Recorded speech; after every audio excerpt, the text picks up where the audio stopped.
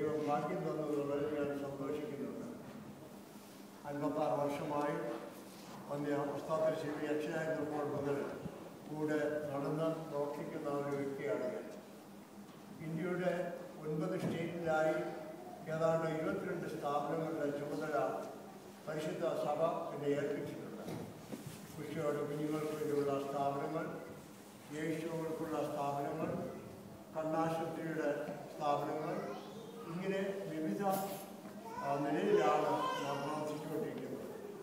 ആൻഡമാൻസിൽ പ്രവർത്തിക്കണമെന്ന് ഉസ്താദ് കൽപ്പിച്ചനുസരിച്ച് ആൻഡമാൻസിൽ വസ്തുവിന് അഡ്വാൻസ് കൊടുത്തു. അവിടെയും പ്രവർത്തിക്കുകയാണ്. ദൈവം തിരുവനന്തപുരം ഗുജറാത്തിലും ഒരു വസ്തു വാങ്ങിച്ച് യേശുവിന് വേണ്ടി ഒരു പുതിയ സ്ഥാപനം ഉണ്ടാകുവാൻ ആഗ്രഹിക്കുന്നുണ്ട്. മാത്രമല്ല തിരുവനന്തപുരം കൊണ്ട് കാലം ചെയ്യുന്നതിന് ഒരാഴ്ച മുമ്പ് എന്നോട് കൽപ്പിച്ച ഒരു കാര്യം ആഫ്രിക്കയിൽ പോയി പ്രവർത്തിക്കണമെന്നാണ്. ദൈവം തിരുവനന്തപുരം അതിനുള്ള നടപടികൾ എടുത്തുകൊണ്ടിരിക്കുകയാണ്.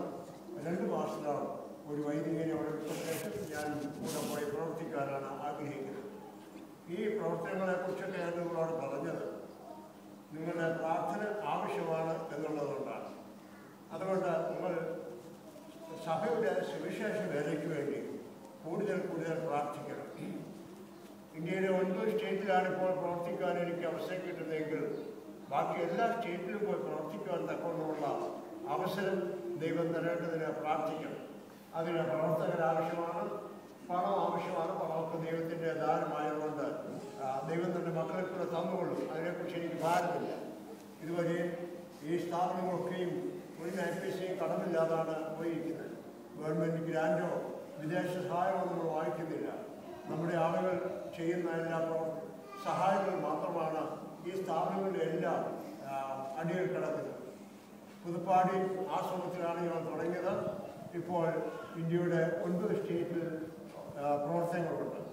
പുതുപ്പാടിയിൽ പഠിച്ച 2 അനാഥ കുട്ടികൾ ഈ കഴിഞ്ഞ ഓഗസ്റ്റ് 3-ാം തീയതി പോണ്ടിച്ചേരി മെഡിക്കൽ കോളേജിൽ നിന്ന് ഡോക്ടേഴ്സായിട്ട് സർട്ടിഫിക്കറ്റ് വാങ്ങിച്ചതിന് സാക്ഷ്യം വഹിക്കാൻ ഞാൻ പോയിരുന്നു.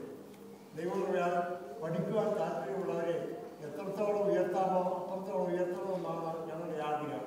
എഞ്ചിനീയേഴ്സായിട്ടും IT സെക്ടറിലൊക്കെ വർക്ക് ചെയ്യുന്ന അനേകം നല്ല നല്ല കുഞ്ഞുങ്ങളുണ്ട്. അവരൊക്കെയും സഭയോടും സമൂഹത്തോടും കടപ്പെട്ടവരാണ്. നമ്മൾ ആരെയും മാംസാകുന്നില്ല. എങ്കിലും അവരൊക്കെയും ബൈബിള് പഠിക്കുകയൊക്കെ ചെയ്തിട്ട് ദൈവവേല ചെയ്യുന്ന അല്ലെങ്കിൽ ദൈവത്തിന് വേണ്ടി പ്രവർത്തിക്കുന്ന അനുഭവമുണ്ട്. ഈ 2 ഡോക്ടേഴ്സിനെ ഞങ്ങൾ സുവിശേഷ വേലയ്ക്കാണ് ഉദ്ദേശിക്കുന്നത്. അവർക്ക് മാന്യമായ ശമ്പളം കൊടുത്തുകൊണ്ട് ഒരു വിധവയുടെ മകളാണ് ഒരാൾ വേറൊരു അപ്പൻ്റെ അമ്മയില്ലാത്ത ഒരു മകനുമാണ്. ആ 2 പേരെയും പഠിപ്പിക്കുവാൻ മെഡിക്കൽ കോളേജുകാർ ഞങ്ങൾക്ക് അവസരം തന്നു. അവനാവശ്യമായ ഫീസൊക്കെയും മലേഷ്യയിലുള്ള നമ്മുടെ ഒരു സഹോദരനാണ് കൊടുത്തത്. ഇതൊക്കെയും ദൈവം ഓരോരുത്തരും കൂടെ നടത്തുന്നതുകൊണ്ട് അനേകം കാര്യങ്ങൾ ചെയ്യുവാൻ നമുക്ക് കഴിയും. ഇനിയും ധാരാളം കാര്യം സഭയ്ക്ക് വേണ്ടി ചെയ്ത് മതിയാകും എന്ന് ഓർമ്മിക്കണം. ഇന്നത്തെ ഞായറാഴ്ച ശക്തിയായോടുള്ള വചനത്തിൻ്റെ ഞായറാഴ്ചയാണ്. ദൈവത്തിന് മുന്നോടിയായി കർത്താവായ യേശുമിശിഹായ്ക്ക് മുന്നോടിയായി ജനിക്കുന്ന യോഹന്നാനെ കുറിച്ചുള്ള ഒരു സാക്ഷ്യമാണ് ഇവിടെ പറയുന്നത്. 2 കാര്യങ്ങൾ ഞാൻ നിങ്ങളോട് ഓർമ്മിക്കട്ടെ. ഒന്നാമത്, ശക്തിയായും ഏത് സമയത്തും ദൈവവചനത്തിൽ കർത്താവിൻ്റെ നിഷ്ഠയിൽ ഏറ്റവും വിശുദ്ധരായി എല്ലാ പ്രമാണങ്ങളും ഭംഗിയായി പാലിക്കുന്ന ഒരു കുടുംബം.